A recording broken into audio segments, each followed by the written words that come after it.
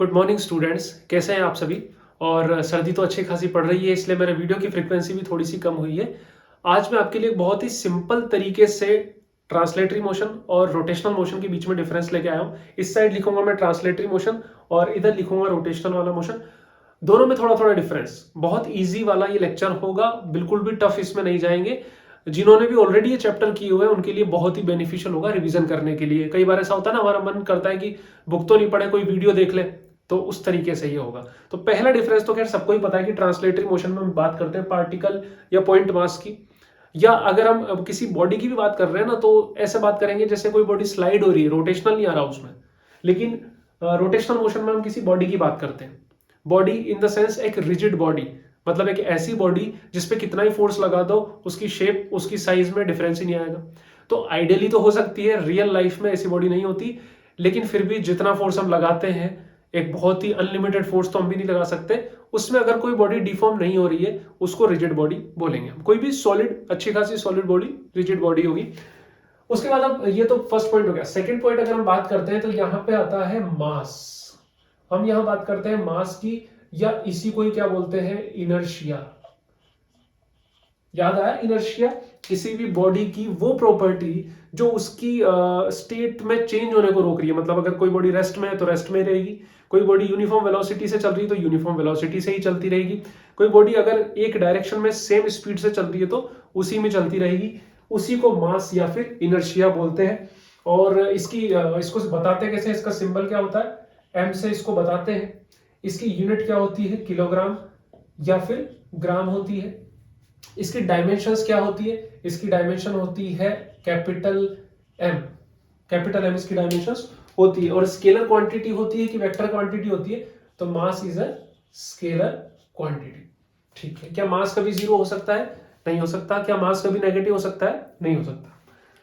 ठीक है, यहां की बात करते हैं। इसमें क्या होता है, मास की जगह या इनर्शिया की जगह इसमें होता है मोमेंट ऑफ इनर्शिया। इनर्शिया का मोमेंट, इसी को रोटेशनल इनर्शिया भी बोलते हैं। और रोटेशनल इनर्शिया एक तरीके से समझ लो, इसको कैपिटल आई से बताते हैं। एक तरीके से ऐसा समझो कि जो रोल ट्रांसलेटरी मोशन में मास का है वही रोल रोटेशनल मोशन में रोटेशनल इनर्शिया का है।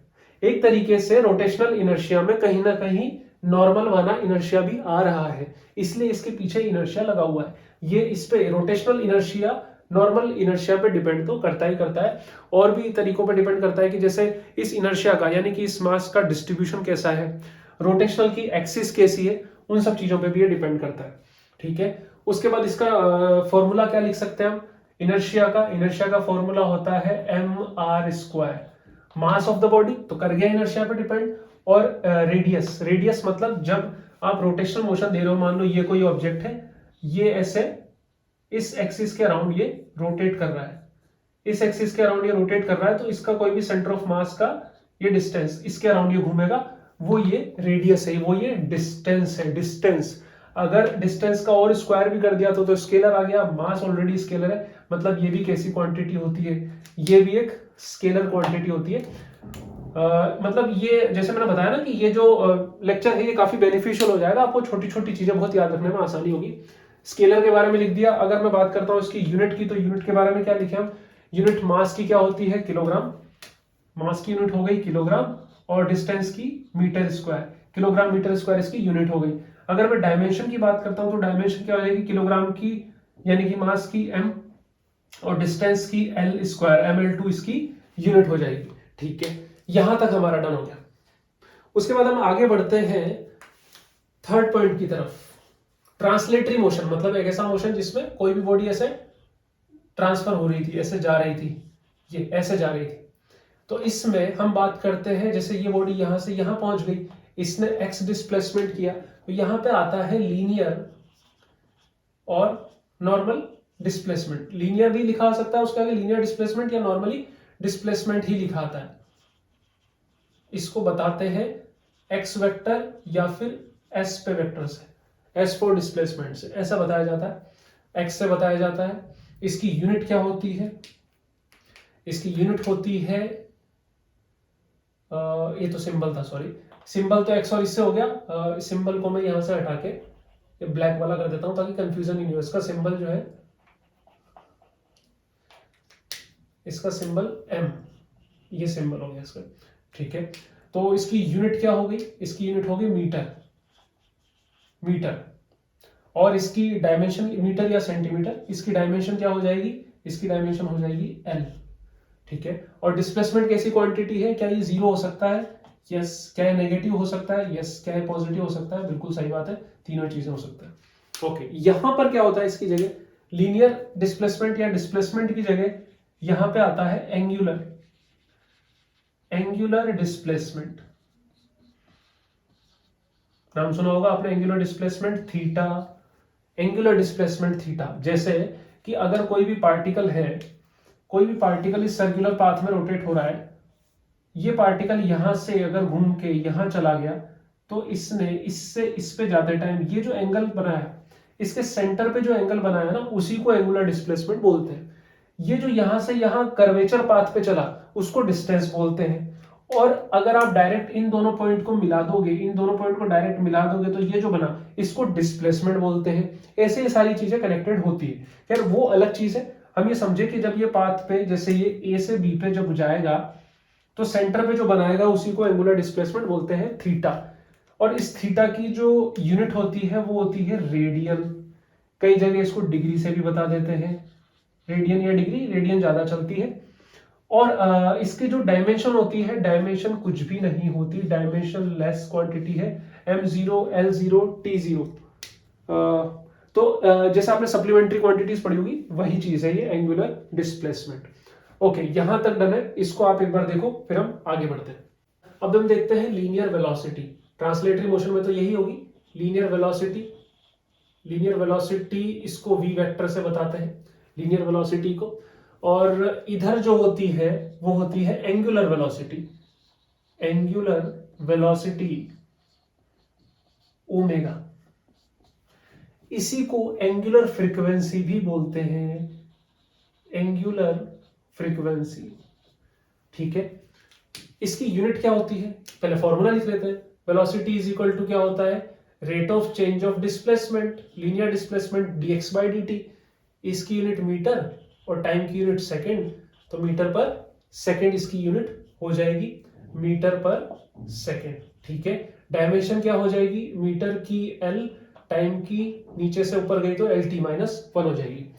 यहां पे अगर मैं बात करूं एंगुलर वेलोसिटी की, तो एंगुलर वेलोसिटी होती है ओमेगा, और ओमेगा इज इक्वल टू होता है rate of change of angular displacement upon time.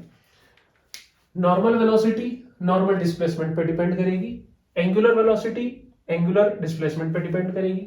Angular displacement की यूनिट क्या होती है, रेडियन, और टाइम की यूनिट तो बताया सेकंड होती है, तो ये इसकी यूनिट है रेडियन पर सेकंड। लेकिन रेडियन की कोई डायमेंशन नहीं होती, इसलिए इसकी जो डायमेंशन होगी L0 t-1 होगी, यानी कि डायरेक्ट आप क्या लिख सकते हो, t-1 लिख सकते हो, ठीक है। ये कैसी क्वांटिटी होती है लीनियर वेलोसिटी, ये एक वेक्टर क्वांटिटी होती है, इसकी डायरेक्शन डिस्प्लेसमेंट के अलॉन्ग होती है। और ये भी एक वेक्टर क्वांटिटी है, एक्सियल वेक्टर है ये एक एक्सियल वेक्टर है। राइट हैंड रूल से इसका डायमेंशन, इसको डायरेक्शन को निकाला जाता है। मैं बताता हूं कैसे निकालना सीखते हैं ओमेगा की, बहुत आसान है निकालना ओमेगा की डायरेक्शन। जिस डायरेक्शन में कोई भी पार्टिकल के पास वेलोसिटी, जैसे इस डायरेक्शन में जा रहा था ये, तो उसी तरफ हाथ रख के घुमा दो, बस ऐसे ऐसे घुमा दो, बस राइट हैंड रूल। तो ओमेगा कैसा आएगा, बाहर की तरफ आएगा। ये जो एक्सिस ऑफ रोटेशन है, एक्सिस ऑफ रोटेशन है, उसके अलोंग बाहर की तरफ आएगा, इसलिए इसको एक्सियल वेक्टर बोला गया है। ओमेगा कैसा होता है, एक्सियल वेक्टर होता है, बिल्कुल अच्छे से आप ध्यान रखना। बढ़ते हैं आगे हम, लीनियर वेलोसिटी हो गया, नेक्स्ट है लीनियर एक्सिलरेशन। लीनियर एक्सेलरेशन ए, आपको पता है ये भी वेक्टर क्वांटिटी होता है। एक्सेलरेशन इज इक्वल टू होता है rate of change of velocity. Rate of change of velocity मतलब वेलोसिटी की यूनिट क्या हो जाएगी, मीटर पर सेकेंड, और अपॉन टाइम की सेकेंड, तो मीटर पर सेकेंड स्क्वायर इसकी यूनिट होगी, मीटर पर सेकेंड स्क्वायर। और मीटर की डायमेंशन क्या होती है l, और टाइम की क्या होती है t2, तो ये क्या आ जाएगा lt-2, ये इसकी डायमेंशन आ गई एक्सेलरेशन की। अगर मैं बात करूं angular acceleration, fifth point angular acceleration, इसको बताते हैं अल्फा से। ये भी एक एक्सियल वेक्टर है और इसका होता है alpha is equal to d omega by d t, मतलब rate of change of angular velocity is equal to alpha, rate of change of velocity is equal to acceleration, rate of change of angular velocity is equal to angular acceleration. Omega की unit radian per second, time की second, तो इसकी unit क्या आ गई radian per second square. लेकिन radian की क्योंकि कोई डायमेंशन नहीं होती है इसलिए सिर्फ टाइम की डायमेंशन आएगी t-2, और इसकी डायरेक्शन भी ओमेगा की डायरेक्शन में ही होती है, इसकी डायरेक्शन ओमेगा की डायरेक्शन में होती है। और ये भी क्या है, एक एक्सियल वेक्टर ही है, ये भी एक एक्सियल वेक्टर है। एक और चीज ध्यान देना, कंफ्यूज मत होना, अगर अल्फा प्रेजेंट नहीं है तो ऐसा नहीं है कि ओमेगा भी प्रेजेंट नहीं होगा। अगर अल्फा प्रेजेंट नहीं है तो ओमेगा कांस्टेंट होगा। इसको भी आगे हम देखेंगे, थोड़ा सा समझेंगे इसको भी, यहां तक इसको एक बार देख लो। नेक्स्ट पॉइंट की तरफ हम बढ़ते हैं जिसका मतलब है लीनियर मोमेंटम। मोमेंटम या लीनियर मोमेंटम एक ही बात है, पी पे वेक्टर, और इधर होता है वो एंगुलर मोमेंटम।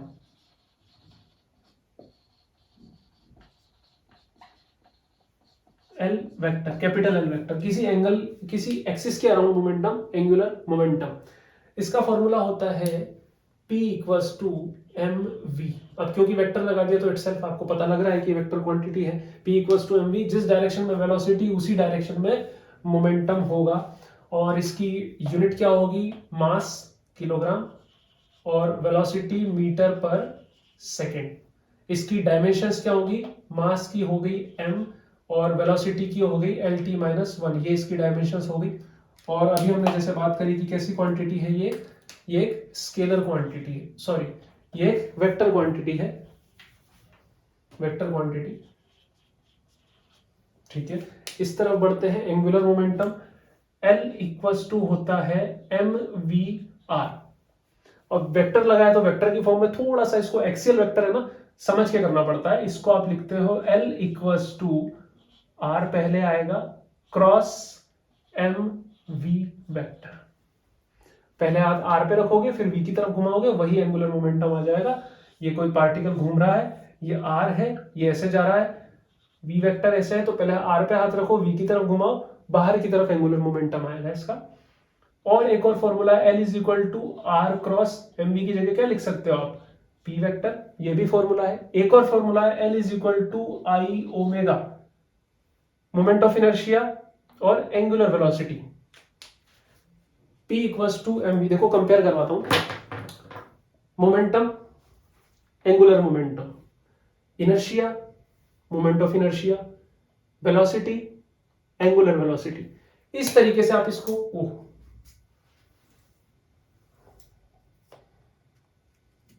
इसको फिजिक्स पसंद नहीं आने लगता है, इस तरीके से आप इसको कंपेयर कर सकते हो, ठीक है। आगे बढ़ते हैं अब। नेक्स्ट है 7th point, kinetic energy. Kinetic energy, motion की बात कर रहे हैं तो एनर्जी होगी मोशन वाली एनर्जी, काइनेटिक एनर्जी, और उसका फॉर्मूला होता है हाफ एम वी स्क्वायर, जहां पे मास को m से और स्पीड को v स्क्वायर से बता रहे हैं। Kinetic energy half M V square, और इसकी यूनिट क्या हो जाएगी, सबको पता है काइनेटिक एनर्जी और मतलब एनर्जी वर्क थ्योरम से कि इसकी जो यूनिट आएगी वो वर्क की यूनिट के बराबर आएगी, और वर्क की यूनिट होती है न्यूटन इंटू मीटर या फिर जूल, एनर्जी की यूनिट एक ही बात है। और इसकी डायमेंशन क्या आएगी, डायमेंशन ऑफ वर्क या जूल mL2T-2, mL2T-2, इसको ढंग से बता देता हूं मैं, mL2T-2,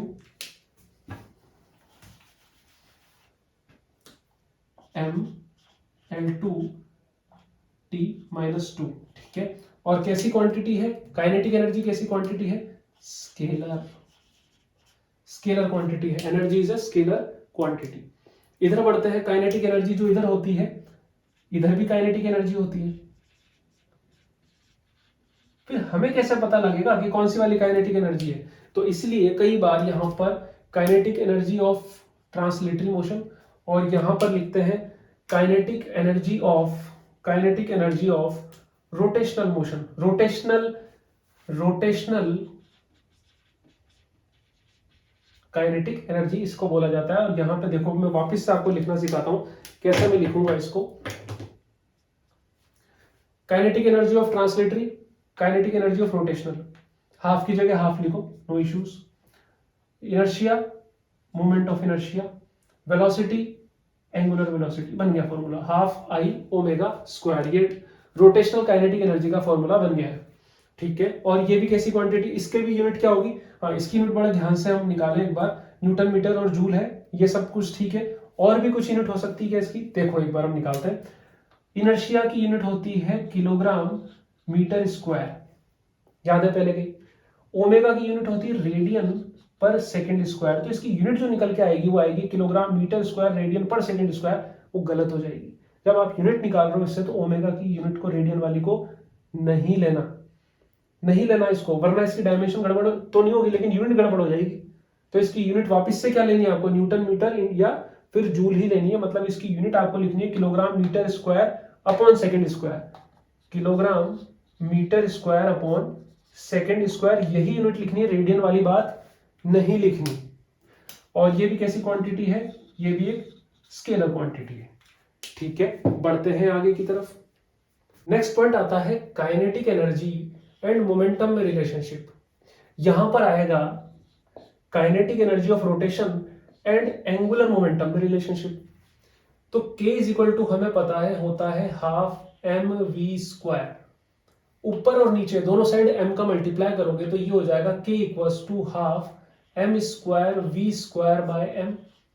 M V equals to होता है मोमेंटम, P इक्वल्स टू होता है एम वी, तो यहां मैं K इज इक्वल टू लिख सकता हूं P स्क्वायर बाय 2m, ठीक है। अब बनाने को मैं डायरेक्ट यहां बना सकता हूं, लिख देता हूं। जैसे अगर मैं यहां की बात करूं K और L में रिलेशनशिप, तो देखो K लिखा K की जगह, ठीक है, हाफ की जगह हाफ लिखा, लिख दिया। P मतलब मोमेंटम की जगह एंगुलर मोमेंटम L स्क्वायर, और मास की जगह मोमेंट ऑफ इनर्शिया, यही आना चाहिए। देखते हैं एक बार कैसे। तो K इज इक्वल टू है हाफ आई ओमेगा स्क्वायर, ऊपर नीचे दोनों साइड मोमेंट ऑफ इनर्शिया का मल्टीप्लाई किया तो K इज इक्वल टू हो गया half I square omega square upon I. I omega क्या होता है L, तो आई स्क्वायर ओमेगा स्क्वायर क्या होगा L स्क्वायर, और ये आ गया I। तो ऐसे कंपैरिजन करते हुए हम चल सकते हैं आगे तक, ठीक है। और भी देखते हैं अभी। नेक्स्ट अगर हम बात करें इक्विलिब्रियम की, यहां से भी एक इंपॉर्टेंट चीज निकल के आएगी। इक्विलिब्रियम का मतलब ट्रांसलेटरी मोशन में होता है कि अगर नेट फोर्स जीरो है किसी भी ऑब्जेक्ट पर तो वो इक्विलिब्रियम में है। हमें पता है कि फोर्स इज इक्वल टू होता है rate of change of momentum. तो अगर मोमेंटम में चेंज जो है, मोमेंटम में चेंज जीरो है, मतलब मोमेंटम क्या है, कांस्टेंट है। और मोमेंटम यानी कि होता है mass into velocity, mass into velocity अगर कांस्टेंट है तो इसका क्या मतलब निकाला जा सकता है, इसका मतलब ये निकाला जा सकता है कि क्योंकि मास तो क्या होगा, कांस्टेंट होगा ही होगा ना, मास तो कांस्टेंट होगा ही होगा, तो वेलोसिटी, ये चीज अगर हटा दूं तो वेलोसिटी क्या हो जाएगी, कांस्टेंट हो जाएगी। तो यहां से हम कुछ चीजें फाइंड कर सकते हैं कि अगर किसी ऑब्जेक्ट पे नेट फोर्स जीरो है, नेट फोर्स जीरो है तो उसका मोमेंटम कंजर्व या कांस्टेंट रहेगा, और या फिर उसकी वेलोसिटी भी क्या रह सकती है, कांस्टेंट। मतलब अगर ऑप्शन आता है कि अगर किसी ऑब्जेक्ट पे नेट फोर्स जीरो है तो क्या वेलोसिटी कांस्टेंट होगी उसकी, डेफिनेटली। किसी ऑब्जेक्ट पे नेट फोर्स जीरो है तो क्या मोमेंटम कांस्टेंट होगा, कंजर्व होगा, बिल्कुल सही बात है। लेकिन यहां थोड़ा सा चेंज आएगा, बड़े ध्यान से इसको समझना। इक्विलिब्रियम की ही मैं बात कर रहा हूं। यहां पर क्या होता है ना कि फोर्स की जगह आता है टॉर्क। टॉर्क होता है rate of change of angular momentum dl by dt। तो अगर इक्विलिब्रियम की बात है, इक्विलिब्रियम के लिए टॉर्क इक्वल्स टू जीरो होना पड़ेगा। टॉर्क जीरो होगा मतलब dl by dt zero. Angular momentum में चेंज जीरो, किसी चीज में चेंज तभी जीरो होता है जब वो चीज क्या होती है, कांस्टेंट होती है। मतलब मोमेंटम कांस्टेंट है, एंगुलर मोमेंटम, और एंगुलर मोमेंटम को लिख सकते हो आई ओमेगा इक्वल्स टू कांस्टेंट। ये तो यहां तक बना था, पहले भी बना था कि फोर्स जीरो था, टॉर्क जीरो, मोमेंटम में चेंज जीरो, एंगुलर मोमेंटम में change zero, momentum constant, angular momentum constant, M V equals to constant और I omega equals to constant. तो यहां पे हमने बोल दिया था कि वेलोसिटी कांस्टेंट है। क्या यहां पर भी बोला जा सकता है कि ओमेगा कांस्टेंट होगा, क्या बोला जा सकता है क्या, बिल्कुल भी नहीं बोल सकते, नहीं बोल सकते। बड़े ध्यान से इसको समझना, ये बिल्कुल गलत चीज है। ऐसा इसलिए है क्योंकि मास तो कांस्टेंट होता है, लेकिन ये जो मोमेंट ऑफ इनर्शिया है ना, ये कांस्टेंट नहीं होता। ये डिपेंड करता है मास के डिस्ट्रीब्यूशन पे। मान लो अगर आपने मास कांस्टेंट भी रख लिया, I इज इक्वल टू होता है mr², ये मोमेंट ऑफ इनर्शिया होता है। आपने मास कांस्टेंट कर लिया किसी एक्सपेरिमेंट के लिए, लेकिन एक्सिस ऑफ रोटेशन चेंज कर रहे हो तो इनर्शिया चेंज होगा। इनर्शिया चेंज नहीं होगा, मोमेंट ऑफ इनर्शिया चेंज हो जाएगा। और मोमेंट ऑफ इनर्शिया चेंज होगा मतलब आई चेंज होगा। आई चेंज होगा तो ओमेगा को उसी हिसाब से चेंज कराना पड़ेगा। तो यस, आप बोल सकते हो कि टॉर्क 0 है तो एल कांस्टेंट है, पूरा एल कांस्टेंट है, लेकिन इंडिविजुअल ओमेगा कांस्टेंट मत बोल देना। इसलिए यहां से इसको उठाया जाता है और इसको लिखा जाता है आई ओमेगा कांस्टेंट को I1 omega 1 equals to I2 omega 2, ये लिखा जाता है। तो आई होप आपको कुछ समझ में आया होगा। मैंने स्वीट एंड सिंपल बनाने की कोशिश की इस लेक्चर को, और बाकी मैं ऐसे वीडियोस डालता रहूंगा और भी। तो आप सब्सक्राइब जरूर करें इस चैनल को, मुझे भी थोड़ा अच्छा लगेगा, और मैं और भी ऐसे वीडियोस डालता रहूंगा। All the best for your preparation. Bye bye, take care.